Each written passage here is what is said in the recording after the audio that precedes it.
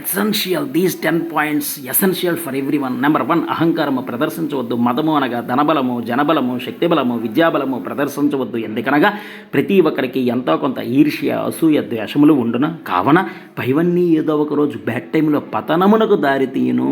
Number 2, నరఘోష అత్యంత ప్రమాదకరము. కావున నరఘోష లేకుండా చేసుకోవలను. అందుకే శత్రువుకి మొదట నమస్కారం చేయవలను. నెక్స్ట్, కలియుగ ప్రభావం మాయా ప్రపంచం. కావున ప్రతి మానవుడు కూడా నాలుకతో కానీ, దేహముతో కానీ, మనసుతో కానీ పాపములు, తప్పులు చేస్తున్నారు.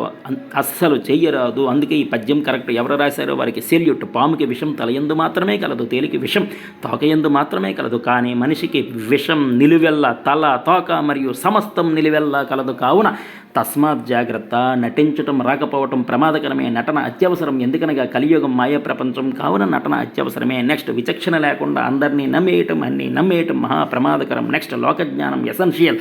క్వాలిఫికేషన్ కన్నా లోకజ్ఞానమే important, essential. Next, very important, మీ పర్సనల్ లైఫ్లో థర్డ్ పర్సన్ని రానివ్వవద్దు. థర్డ్ పర్సన్ వెరీ డేంజర్, మహా ప్రమాదకరం, సర్వనాశనం. భగవంతుడు తప్ప అందరూ థర్డ్ పర్సనే. నెక్స్ట్, సంస్కృతి, శీలము, మంచి ప్రవర్తన, పతివ్రత లక్షణము.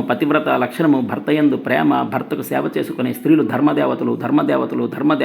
నెక్స్ట్, ఎల్లప్పుడూ ఉత్సాహంతో, ఆనందంతో, విజయంతోనే ఉండాలి. నెక్స్ట్, నిర్మలమైన, నిశ్చలమైన, ప్రశాంతమైన, పవిత్రమైన మనసుతోనే ఉండాలి. Love all, serve all, help ever, hurt అవర్, సమస్త లోకాశుకున భవంతు. Thank you. సాయిరాం.